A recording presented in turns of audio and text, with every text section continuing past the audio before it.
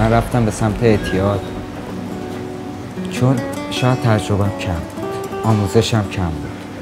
ولی این کم بود آموزش ربطی به خانواده‌ام یا کسای دیگه نداشت. این کم بود آموزش از من بود. از چند سالگی تقریبا شروع شد؟ من از 17 سالگی. یعنی چرا فکر می‌کنی که اینقدر تو با در کنار پدر، مادر، خانواده، دوستان، مدرسه اینقدر تنها شدی که اینقدر ازت غافل شدن که تو یهو سر از یه وادی در آوردی؟ هیچکس، یعنی همه زمانی فهمیدن که دیر شده. بذار ذره بگردیم یه چند تا مقصر پیدا کنیم. خیلی همه چی گردن تو نیاد، گردن ما هممون. من اصولا آدم مغروری بودم.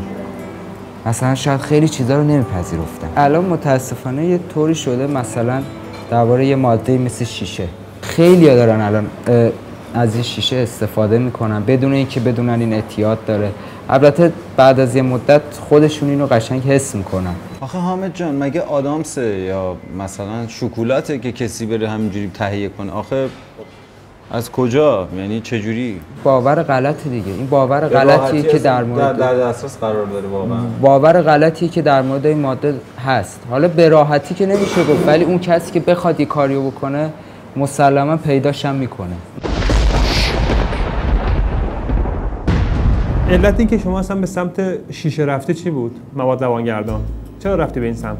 علتش چی بود؟ کار زیاد بکنم، بتونم تلاش کنم، اصلا برای خانواده‌ام. پرده ها رو مدام چک میکرد. یعنی اگر یه ذره تکون میخورد اون روز قیامت بود خونه ما. که تو از پنجره بیرون نگاه کردی کی بوده اینجا، در صورتی که روبروی خونمون اصلا بیابون بود، هیچ خبری نبود. نه همسایه اینوری شبا نور میندازه توی حیاط، نه همسایه اونوری دوربین لای هالوژنا دوربین هستش.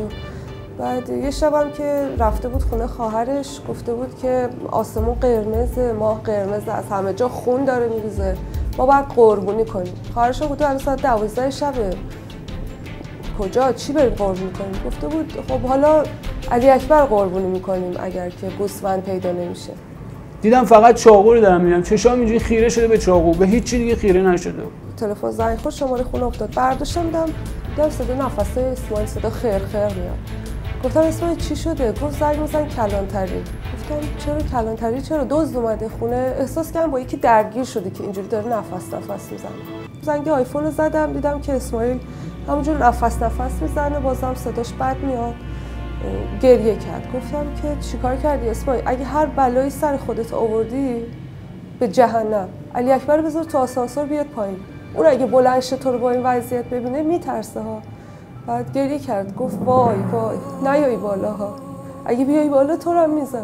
وسط پذیرایی چاقو دستش بود، خودش سر تا پا خون بود، چادر نماز منم پیشیده بود دور گردنش، اونم خون بود، دیوارا، فرش، همه جا خون بود که من داد کشیدم سرباز نزدش برم تو در رو بست.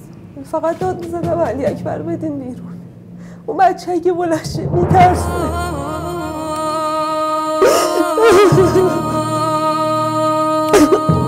من برای اینکه بیدار نشم توی کفشم هم تو خونه نپوشیدم آج آقا، ولی اون میشترم رحم نکرد سر بچه هم بریده.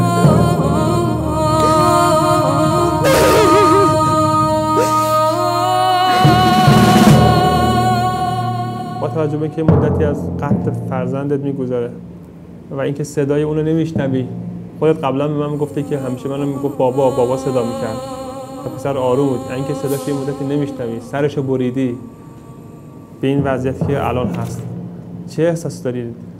پشیمون نیستی از این کاری که کردی؟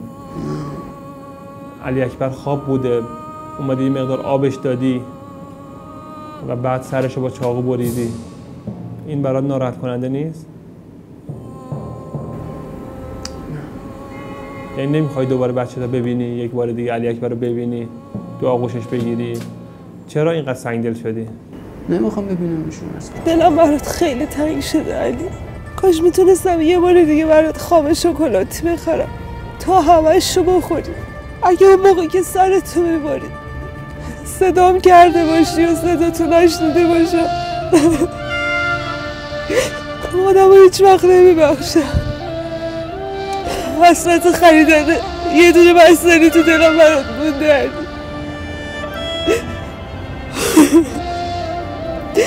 ولی تو وقتی یه جایت میبرید حتما باید چسب زخم میزدیم تا آروم میشدیم. اما به گلویت نتونستم چسب زخم بزنم چون هیچ چسبی به اندازه یه جای چاقویی که رو گردنت بود پیدا نکردم.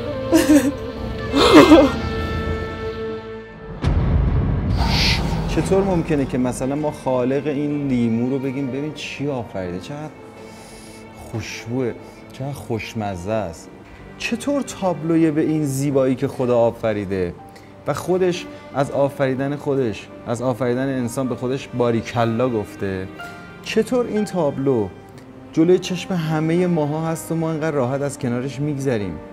آیا به نظر تو بخشیدن هویت به آدم ها، به جوونا، به نوجوانا، تشویق کردن برای اینکه تو یک انسانی و خدا برای آفریدن تو وقت گذاشته، خدا به تو چشم و ابروی زیبا داده، خدا به تو هوش داده، دست داده، تو یک تابلوی زیبا و منحصر به فرد آفرینشی و مسئولی در برابر آفرینشت و اومدی که یک کاری رو به سرانجام برسونی و بعد بری. اگه ما این باور رو از اول به کوچولوها اینجوری بدیم بیایم بالا، آیا به نظر تو یه روزی میشه که شما بگو آقا مواد مخدر تو سوپرمارکت ها بفروشن، اصلا کسی که برای خودش ارزش قائل باشه میره بخره؟ باید یه لذتی پیدا کنه خب بالاتر از مواد مخدر باشه. آفرین. اینو باید پیدا کنه بعد میتونه بیاد بیرون. که جهانبینی است که تو گفتی. دوستان بدونن اعتیاد آخر عمرشون نیست. ناامید نشن میگی؟ برن دنبال راه بگردن، راهو پیدا کنن، مطمئنم پیدا میکنن. اینو واقعا از ته قلبم میگم. اگه 1 سال پیش منو میدیدن این چیزی که من الان جلوی شما نشستم باور نکردنی بود. من میدونم که تو دانشجوی معماری هستی و امیدوارم یه روزی طراحی‌های زیبای تو رو سطح شهر، شمال، جنوب هر جا میریم بگیم این هتل رو حامدزاده ساخته ها، این پلم همینطور و اون ساختمونایی که اون لب ساحل اونور می‌بینید.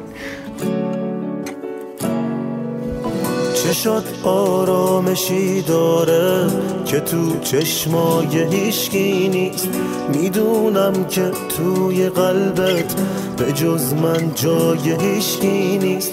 چشات آرامشی داره که دورم میکنه از غم، یه احساسی بهم میگه دارم عاشق میشم کم کم. تو با چشمای آرومت بهم خوشبختی بخشیدی، خودت خوبی و خوبی رو داری یاد منم میدی. تو با لبخند شیرینت بهم عشقو نشون دادی، تو رویای تو بودم که واسه من دست کن دادی.